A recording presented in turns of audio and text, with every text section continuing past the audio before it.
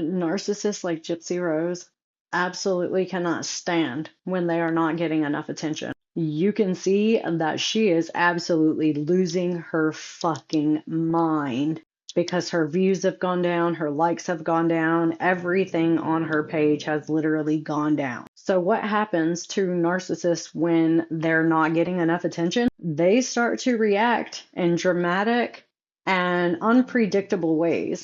And sometimes those ways can be a little destructive. And I'm going to tell you 5 things to look out for. So, the first thing is attention seeking behavior. I'm going to make myself as tiny as I possibly, but I want you to pay attention to how many times she has posted just today. This is because she's not getting the attention that she wants. She's not getting the clicks and the views. So she is desperate for attention. Did you see that one picture that was like a thirst trap? She is searching for somebody to give her some admiration and praise. And I know y'all have already seen that she will provoke argument. And I'm sure you have noticed that she will start provoking arguments with people in comment section, or she'll start to like message people that have messaged her so that they can put out content and say that, Gypsy was messaging them. Her behavior is really quite predictable. They just need to be the center of attention. So you can see she is craving it right now, and that's why she keeps posting. If you look back to her posting pattern, apparently she's not getting enough attention. She must not be getting enough attention from Ken, because whenever she is with him and she is getting the attention that she wants, she does not post as much. You can tell by her posting routine. If trying to start arguments doesn't work, the next thing they'll do is play the victim, which we know she's good. She loves playing the victim. That is like her favorite role. Gypsy, the forever victim. Don't try to hold her accountable for anything, because if you do, she's going to turn out to be the victim yet again. Being the victim allows her to attract more people by using sympathy as her way to gain that attention. She writes in her book, sympathy pays dividends. This girl knows how to get what she wants by using the victim narrative. The next thing they'll try to do is love bomb, which I don't necessarily think that really applies to the internet, because there's not really a way for her to love bomb the internet. However, I do believe that she is trying to portray that she's doing more advocacy and like positive work than she's actually doing. For someone who claimed to have advocacy and claim to, be a voice for abuse victims, she had absolutely no idea about the Menendez brothers. She's not educated in their case at all, and it's one of the biggest cases. That's because narcissists don't care about anybody but themselves. So why would she put any effort into caring about the Menendez brothers unless she's getting something out of it? So when you see her on stage at that one college, yes, she pretended to care, and that's because she was on stage getting something out of it. Otherwise, what use is it for her to care about anybody else other than herself, unless she's benefiting from it?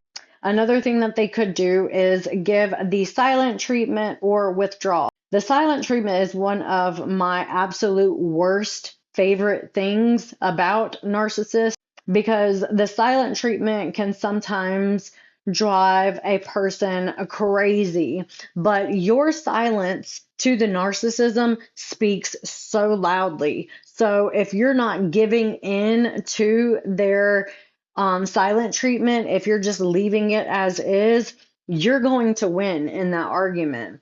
And the last thing is seeking new supply. When their current attention dries up, they will simply look for another one that is going to feed their ego. That's the reason why she's been posting so much on the internet the last couple of days. She wants people to talk about her because she wants to feed her ego right now. Obviously, she's not getting enough attention at home.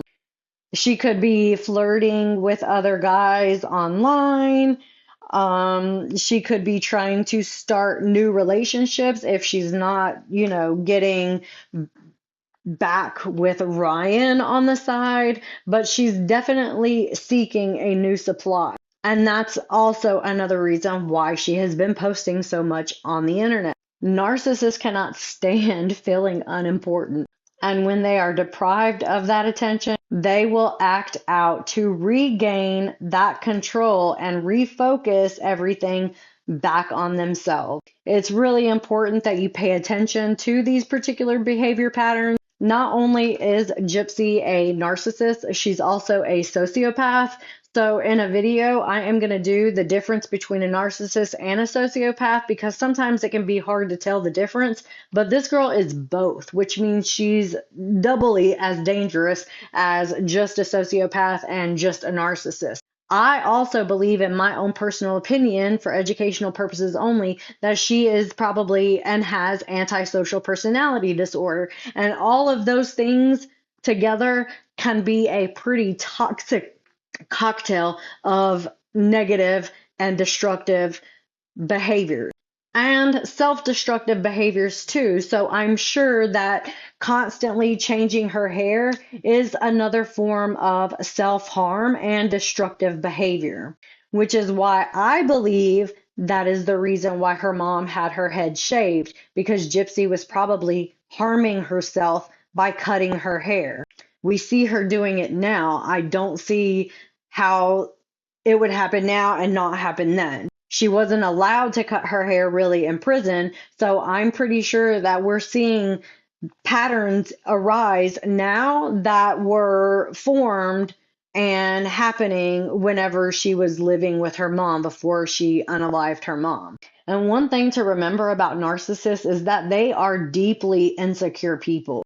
At the core, Gypsy has no idea who she is, and she is extraordinarily insecure, which is why she is always projecting that other people are jealous of her.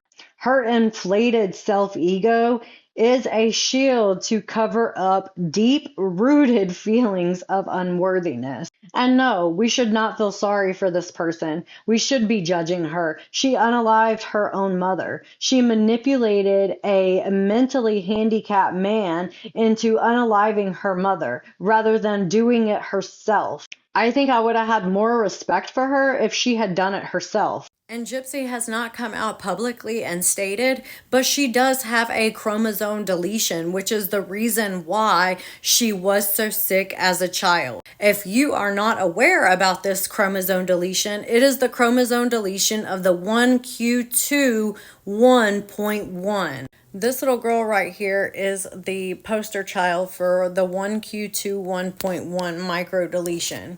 She looks a lot like Gypsy, right? It's not. This is not Gypsy in this picture.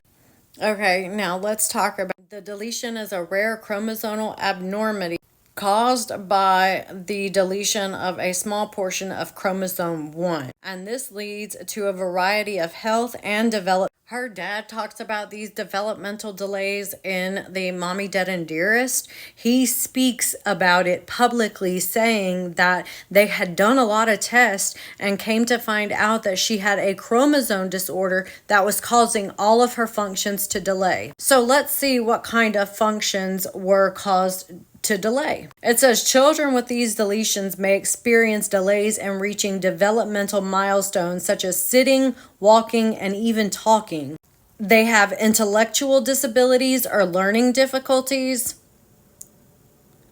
They have autism spectrum disorder, behavioral and psychiatric issues, cognitive abnormalities like physical abnormalities such as heart defects, skeletal abnormalities or difference in head size, seizures, and epilepsy. A lot of these things were exactly what Dee Dee was taking Gypsy to the doctor for, yet they didn't really know what was going on. She was not being forced to be sick. The girl is sick. Even though she doesn't want to admit it, she has a 50-50 chance of passing this on to her child because her father refuses to do the necessary test to see if he is a carrier. Gypsy is likely to pass this on. Her child is likely to have the same issues that Gypsy had. You hear her talking about how desperately she wants her child to reach developmental milestones. It's because she never met those. In every single video, you hear her talking about how she is so excited for her daughter to reach these milestones. And I thought to myself, why is she so concerned about these milestones? What is so important about these milestones? Even in her own pregnancy, she mentions the word milestones a lot. So it got me thinking. It almost sounds like she's waiting for certain aspects of pregnancy to happen because she read it in a book somewhere or read it on Google. Then I thought back to her own childhood. And why would she say she's most excited for her daughter to reach these milestones? And remembered that because of her chromosome deletion, Gypsy herself did not reach these milestones when she should have as a growing child, because the chromosome deletion caused all of her functions to delay, which means that when she was supposed to be reaching supposed milestone of, walking at a certain age or, weighing a certain amount at a certain age, she didn't get there, not because her mom was making her sick, but because the chromosome deletion was literally stunting her growth. It almost felt like she was blaming Dee Dee as if it's Dee Dee's fault that she has this chromosome deletion. It's not Dee Dee's fault. Dee Dee got tested and she doesn't have the chromosome deletion. The chromosome deletion is likely from her father, Rod. So what's going to happen if this child does in fact carry the same chromosome deletion as Gypsy and doesn't develop in a way that all normal children do, and she is unable to give her daughter these milestone moments that she is so concerned with? Things to think about, but let me know what you think, because I thought that it was really interesting to hear her talking about these milestones and how important it was for her daughter to reach these milestones. Anyway, thanks for watching. If you like videos like this, make sure to hit that follow button and don't forget to turn the notification bell so that you can get updated whenever I add new content. And if there's something that you would like for me to discuss, please drop it in the comments below. I'll see you later.